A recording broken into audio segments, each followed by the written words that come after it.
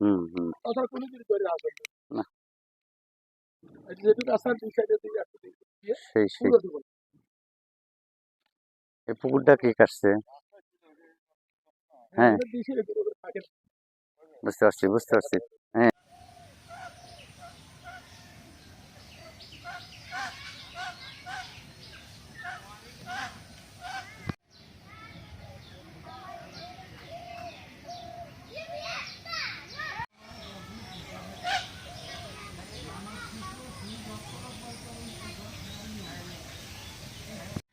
আচ্ছা, ওই যে চাংড়ার সাথে গল্প করতে করতে আজকে যে এটা পরে বাস দেন, হ্যাঁ এটা পরে বাস দেন, বাস দিয়ে বেঁধে ভালো।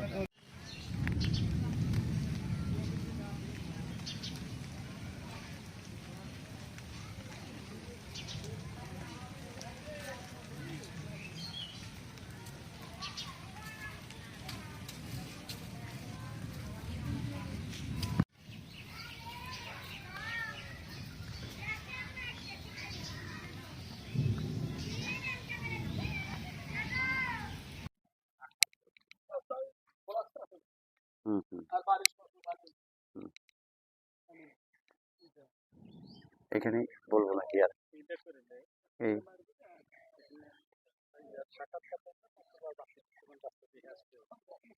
ও হ্যাঁ, যে দেখেন আমি এখন দাঁড়িয়ে আছি বাহিমান সরকারি প্রাথমিক বিদ্যালয়ে, একটি জরাকীর্ণ রাস্তায়, যে রাস্তা দিয়ে ক্ষুদ্র ক্ষুদ্র ছেলে মেয়েরা এই এই প্রতিষ্ঠানে যাতায়াত করে। কি করুণ দশা! এই রাস্তা নাই বললেই চলে। আমি যেটা দেখাতে চাচ্ছি যে এই জায়গাটায় যদি এইভাবে একটু বৃষ্টিপাত হয়, সেখানে যাতায়াত করা অত্যন্ত দুরূহ এবং কষ্টসাধ্যের ব্যাপার। এখানে একটি মাত্র প্রাইমারি স্কুল, যে প্রাইমারি স্কুলে ৩টি গ্রাম নিয়ে এই প্রাইমারি স্কুলটা পরিচালিত হয়। কাঞ্চনা ঘোষপাড়া, হাবিবগঞ্জ এবং আপনার এই বাহিমান গ্রাম নিয়ে। তো সেই জায়গায় যখন এই স্কুলে ছেলেমেয়েরা কিভাবে যাতায়াত করবে, শিক্ষক এবং অভিভাবকরা কিভাবে যাতায়াত করবে, খুবই কষ্টের মধ্যে বললে এটা ভুল হবে না। কারণ আসলে মানুষের চলাচলের সরকার যেভাবে চিন্তা চেতনা রেখেছে, আমরা ইউনিয়ন পরিষদের পরপর আমি দুবার চেয়ারম্যান হওয়ার পরে আমি চেষ্টা করে যাচ্ছি এই এলাকাটা উন্নয়ন করার জন্য।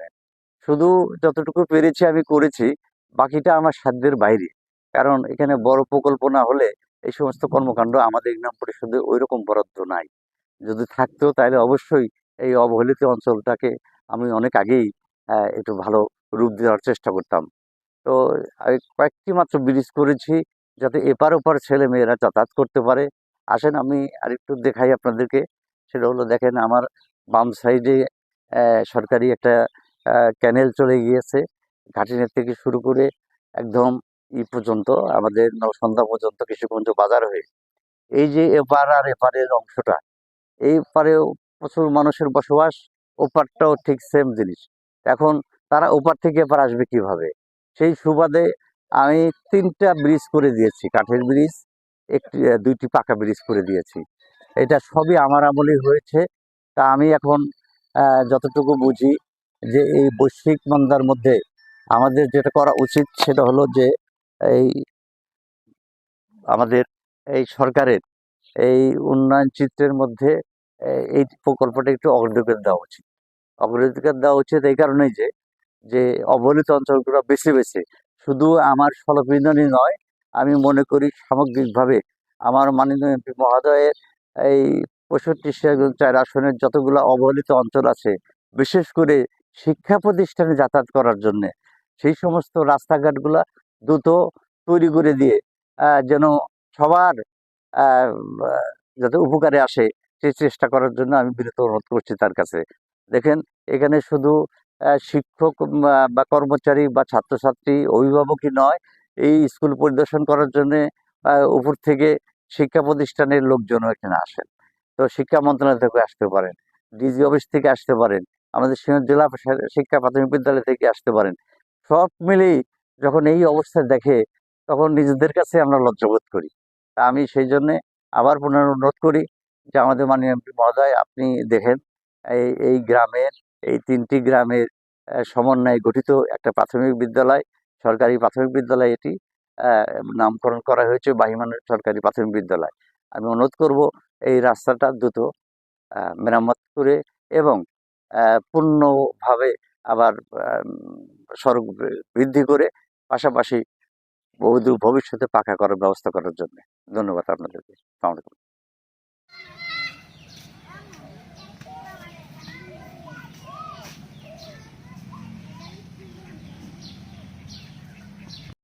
বিসমিল্লাহির রহমানির রহিম।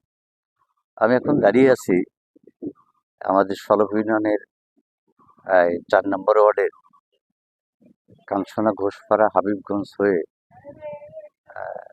বাহিমান পর্যন্ত একটা গুরুত্বপূর্ণ রাস্তা। এখানে মাঝপথ দিয়ে একটি ক্যানেল গিয়েছে। দুপারের অসংখ্য মানুষ এখানে বসবাস করে। তাদের চলাচল এবং বিশেষ করে এই খাদ্যদ্রব্য আনা নেওয়ার একটা চরম দুর্ভোগের শিকার হতে হচ্ছে। তো ইতিমধ্যেই আমি কিছুটা কাজ করেছি ইউনিয়নের চেয়ারম্যান হিসাবে। সেটা হলো যে আমি রাস্তাটা নাই বললেই ছিল। তো সেটাতে আমি কিছু মাটি দিয়ে রাস্তাটা কিছুটা দাঁড় করিয়ে দিয়েছি। এখন এই সামান্য মাটি দিয়ে যে রাস্তাটা হয়েছে, রাস্তাটার মান একটু উত্তরোত্তর বৃদ্ধি করতে হলে মাটির কাজের পাশাপাশি পাকা করতে হবে। আমি বহুদিন হলো চেষ্টা করছি। প্রথম ট্রামে আমি এই রাস্তার পাকাকরণের জন্য একটা প্রকল্প দিয়েছিলাম, কিন্তু অদ্যাবধি স্থানীয় সরকার থেকে সেটার কোনো ব্যবস্থা গ্রহণ করা হয়নি। এবারও আমরা দিয়েছি। তো আশা করি, যেহেতু আমাদের মাননীয় এমপি মহোদয় উনি স্থানীয় সরকারের স্ট্যান্ডিং কমিটির সভাপতি, তো ওনাকে আমি রিকোয়েস্ট করেছি এবং উনি সম্ভবত ডিও দিয়েছেন রাস্তাটা পাকাকরণ করার জন্য। এটা হলে এই অঞ্চলের মানুষের অনেক দিকেই, বিশেষ করে স্কুল পড়ুয়া ছেলে মেয়েরা, তারপরে এই ব্যবসায়িক ব্যক্তিরা, ভার্বালি সব মিলেই একটা ভালো একটা সুব্যবস্থা এখানে যদি পাকা রাস্তাটা গঠিত হয়। আপনি দেখতে পাবেন এই পাশ দিয়ে আমি ৩টা সেতু করে দিয়েছি, বাঁশের প্লাস এটা কাঠের সেতু বলে।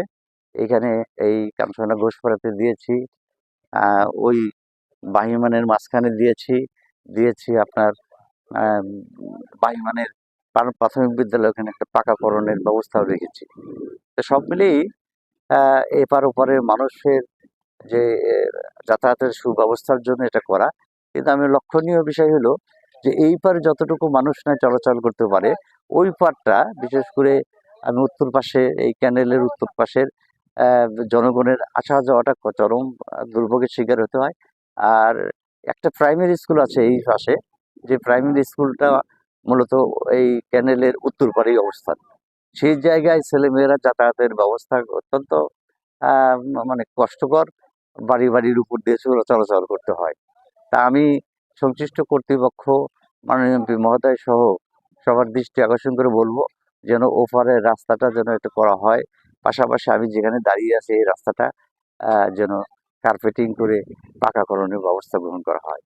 পাশাপাশি যেহেতু দুই ধারে ক্যানেল, মাঝখান দিয়ে এই ক্যানেলটা চলে গেছে, দুই ধারে বাড়িঘর, সেই জায়গায় আমার মনে হয় যে এই নদী শাসনের মতো এই একটা সুব্যবস্থা রাখতে হবে এই ক্যানেলটা।